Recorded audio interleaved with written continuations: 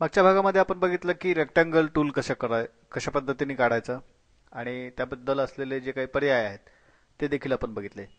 आता आपण बघू की कोरल ड्रॉ मध्ये आपल्याला गोल काढण्यासाठी म्हणजे इलिप्स ज्याला टूलचं नाव आहे असं गोल काढण्यासाठी काय पर्याय आहेत. या ठिकाणी रेक्टँगल टूलच्या खाली इलिप्स टूल आहे की ज्याचा शॉर्टकट आहे F7.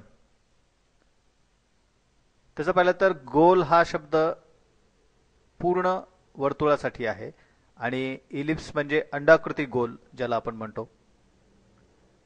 इथे या ठिकाणी कीबोर्ड शॉर्टकट F7 आहे आणि माऊसने आपण त्यावरती जाऊन क्लिक करून हे देखील टूल घेऊ शकतो. आता मी हे इलिप्स टूल घेतलेलं आहे. रेक्टँगल टूल प्रमाणेच इलिप्स टूल घेतल्याबरोबर त्या टूलच्या सोबत आपल्याला एक छोटासा गोल आलेला दिसतोय. याचा अर्थ सध्या इलिप्स टूल घेतलेला आहे.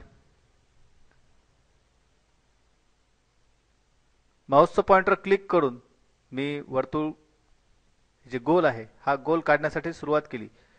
जिथपर्यंत आपल्याला गोल काढायचा तिथपर्यंत हे माऊस पॉइंटर लांब आपण नेऊ शकतो आणि ज्या ठिकाणी माऊस पॉइंटर सोडून दिलं त्या ठिकाणी आपण काढलेला जो गोल आहे हा निश्चित होतो. आता मी या ठिकाणी सोडून दिलं. रेक्टँगल टूल प्रमाणेच यामध्ये देखील जर कंट्रोलचं बटन आपण दाबलं तर परफेक्ट राऊंड एकदम वर्तुळ ज्याच्या केंद्रापासून सगळ्या या ज्या रेषेवरचे पॉइंट आहेत हे समान अंतरावरती आहेत असं वर्तुळ आपल्याला मिळते. आणि तेच जर मी शिफ्टचं बटन दाबलं आणि कंट्रोल जर दाबलं तर येणारा जो गोल आहे हा परफेक्ट राऊंड असेल आणि ज्या ठिकाणाहून मी सुरुवात करतोय तोच पॉइंट त्याचं सेंटर असेल.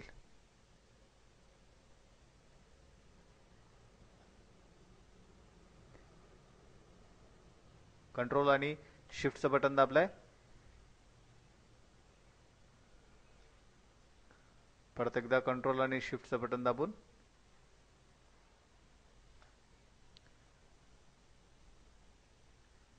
अशा पद्धतीने परफेक्ट गोल मला काढण्यासाठी कंट्रोलचा वापर मी करू शकतो आणि ज्या ठिकाणाहून मी सुरुवात करतोय तेच ठिकाण काढलेल्या ऑब्जेक्टचा सेंटर येण्यासाठी शिफ्टचा वापर मी करू शकतो.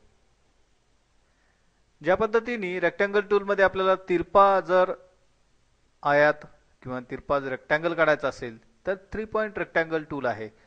तशाच पद्धतीने आता या ठिकाणी मी हा एक गोल काढला की जो लंबाकृती आहे आडवा आहे. याला जर मला तिरपं जर करायचंय क्रॉस जर फिरवायचंय तर परत एकदा त्यावरती क्लिक करावं लागेल. आता हे रोटेट करण्यासाठीचे टूल्स त्याच्या बाजूला आलेत. या रोटेशन टूल वरती मी क्लिक करून याला रोटेट करू शकतो आणि पुन्हा एकदा क्लिक केलं की जे रिसाइज करण्यासाठीचे जे पॉइंट्स आहेत हे या वर्तुळाच्या या इलिप्सच्या बाजूला आलेत. आता हा झाला तिरपा गोल की जो या ठिकाणी आपण प्रॉपर्टी बार वरती बघू शकतो की 41.9 या अँगल मध्ये हा फिरवलाय.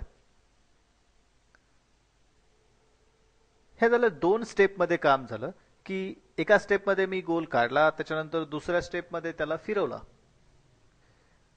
हेच काम जर मला एका स्टेप मध्ये करायचं असेल 2 स्टेपचं काम की काढतानाच जर मला तिरपा गोल जर काढायचा असेल तर इलिप्स टूल मध्ये परत एक आपल्याला टूल आहे ते आहे 3 point ellipse tool.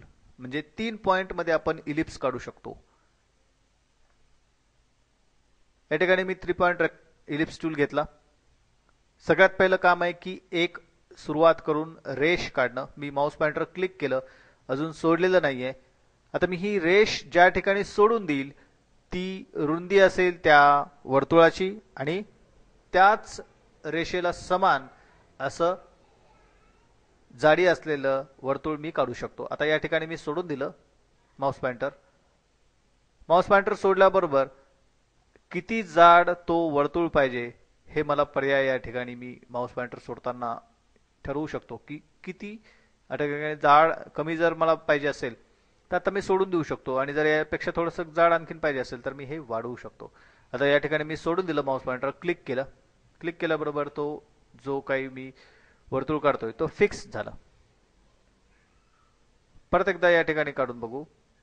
Mouse pointer click केलं, रेष सरळ खालच्या बाजूला आणली, सोडून दिलं आणि परत एकदा त्याची जी जाडी आहे ती निश्चित झाल्यानंतर परत एकदा क्लिक केलं, वर्तुळ फिक्स झालं. अशा पद्धतीने इलिप्स काढण्यासाठी या ठिकाणी इलिप्स टूल F7 आणि 3 पॉइंट इलिप्स टूल की जे एखाद्या कोनामध्ये आपल्याला वर्तुळ काढण्यासाठी कामी येतं, असे दोन टूल आपण या ठिकाणी पाहिले.